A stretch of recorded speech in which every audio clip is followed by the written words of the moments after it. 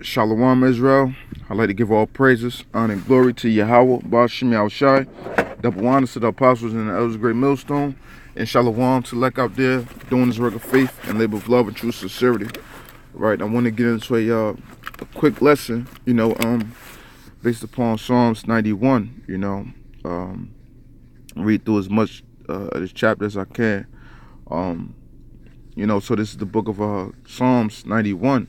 Because this scripture, Psalms 91 pretty much pertains, to the last days and the deliverance and stuff like that, the nukes, and this the stuff that we're coming upon. So we got to constantly, be envisioning these things, thinking upon these things, and to have our mind set forth towards what is to come, the good, the bad, and the ugly, and ultimately, the good. But before the good comes, we got to suffer a little while longer. The suffering is going to come even much harder, in these present days that are to come, before the righteous is delivered, So this Psalms 91:1, and it says, "He that dwelleth in the secret place of the Most High shall abide under the shadow of the Almighty.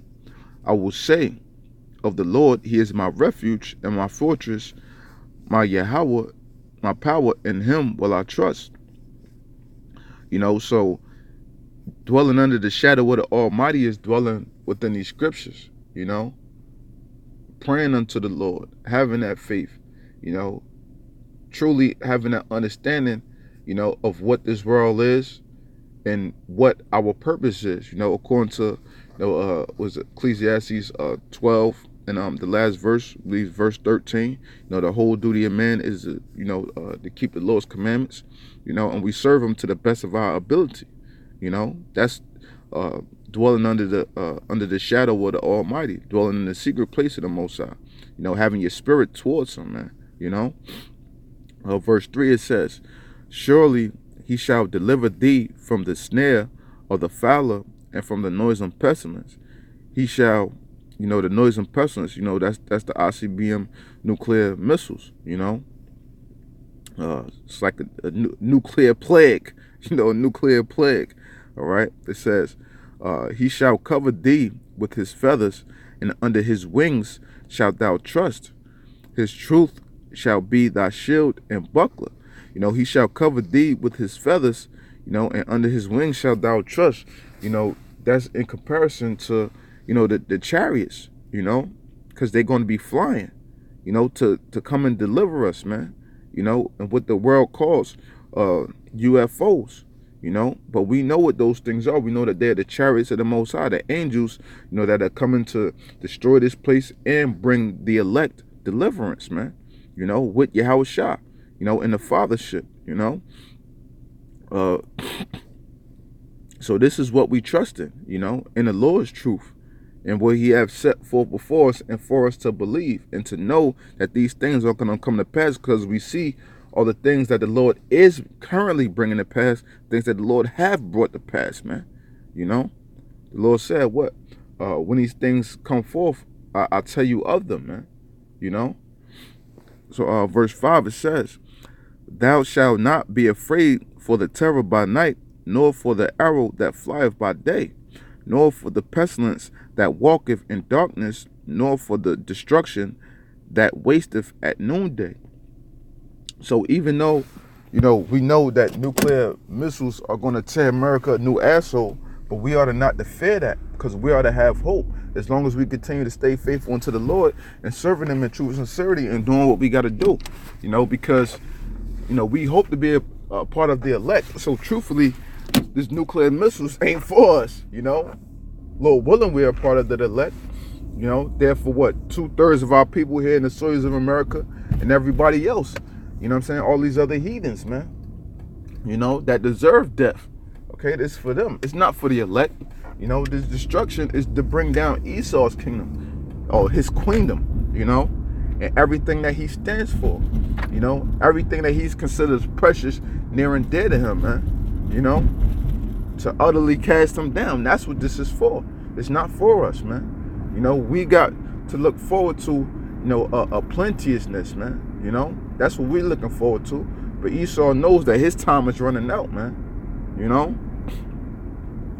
verse 7, it says, 1,000 shall fall at thy side, and 10,000 at thy right hand, but it shall not come nigh thee. So that's what we're supposed to trust in, because it's definitely going to be a movie scene, man. You know, we always mention, you know, the movie with Tom Cruise, you know, War of the Worlds. You know, how people was turning into puffs and smoke and all of that. We always mention that because that's exactly how it's going to be. You know, and this always makes me think to, you know, when this Hamite dude told me, you know, it was having a war in his country, and he was trying to, you know, get over to the boats, you know, so that he could slowly but surely try to make his way over here to America. You know, that there was dead bodies lying around everywhere, and he had to play dead, lying in blood next to a bunch of dead bodies when the soldiers came through, man. And then when the soldiers left, then he dipped off, man. You know, he had to play dead, lying around dead bodies and soaked in blood, man, just to try to make it through, man. That's how it's going to be for us. We're going to see dead bodies and people getting killed left and right. But all of that is not for us, man. You know, the Lord said clearly here, what? 1,000 shall fall at thy side, and 10,000 at thy right hand, but it shall not come nigh thee. You know, so in these times, man, that's definitely it's gonna be a scary feeling, you know, but ultimately what? The Lord is gonna fill you up, you know, with the Spirit of the Lord. When you see all these different things happening, you know, you're gonna know like the Lord is with me. You're going to be talking and praying into yourself and different things like that, knowing that the Lord is going to get you through, man. That's something powerful right there, man. You know, to see that happening, nothing is touching you, you know. This verse 8, it says, only with thine eyes shalt thou behold and see the reward of the wicked. Because we know, you know, in the book of Isaiah, let me grab that real quick.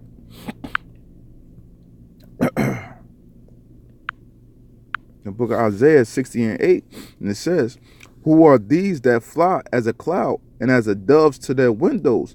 You know, because what the chariots, you know, they consider clouds within the scriptures, or used as symbolic for clouds. And it says what? As doves to their windows, because, you know, we're going to be looking down at the destruction. You know, so it's going to be like you're going to be seeing little eyes, you know what I'm saying, popping out of the windows, looking down at the destruction. So that's going to be us, Lord willing, you know, looking down at the destruction of this place as it's going on, man. That's why it says, once again, only with thine eyes shalt thou behold and see the reward of the wicked, because the elect is going to get to see that, man. From, you know, the elect being transitioned from these physical bodies, from these terrestrial bodies into those celestial bodies. You know, when our bodies dematerialize and go into those chariots and receive our new bodies, man. You know, because we know that corruption shall not inherit incorruption, you know. So verse 9, it says, because thou hast made the Lord, which is my refuge, even the Most High, thy habitation, there shall no evil befall thee, neither shall any plague come nigh thy dwelling. For he shall give his angels charge over thee, to keep thee in all thy ways. And that these scriptures should bring us faith, man, to think upon this. And like I said, if you're seeing, you know, people dying around you constantly and stuff like that, you got to know in spirit, even though you might not see an angel or angels, plural, however many the Lord have appointed to you as an individual, you know, you just know that the Lord has you guided, man. You know that the Lord's wings are protecting you. His angels are protecting you, man. That's why these things are not happening, because they're guiding you every step of the way. So it's truly nothing to fear, man. Truly nothing to fear, you know. It says, verse 12, it says, they shall bear thee up in their hands, lest thou dash thy foot against a stone. Okay. Thou shalt tread upon the lion and adder, the young lion and the dragon shalt thou trample under feet. Because he have set his love upon me, therefore will I deliver him. That's why the elect is going to get delivered, because they set their love upon the Lord. I will set him on high, because he have known my name. And that's what it's all about. Knowing the name of YAHAWASHI and doing everything within our power to truly honor that name. Okay. He shall call upon me, and I will answer him. I will be with him in trouble. I will deliver him and honor him. With long life will I satisfy him and show him my salvation. So this is what this is all about, and this is all the things in which we look forward to. You know, when Esau is coming at us with these torture chambers and these methods and different stuff like this, you know, some of us are going to be martyrs and some of us are going to escape that and make it through and see everything through to the end. But every step of the way, you best believe brothers going to be calling on the Lord. I know, Lord willing, I'm here, and that time, that's all we can do is truly call on the Lord and have that faith, man. You know, and the Lord will truly show us his salvation if we stay true to him, man. That's what this is all about. That loyalty unto the Lord and for what our true love is. This truth. YAHAWASHI, you know. So, you know, with that, you know, I hope this segment was edifying, you know, and I'd like to give all praises, honor, and glory to YAHAWAH, double honor to the apostles and the elders of Great Millstone, and Shalawam, YAHAWASHI, YAHAWAH, to the leg out there, doing this work of faith and labor of love, true sincerity. Shalawam.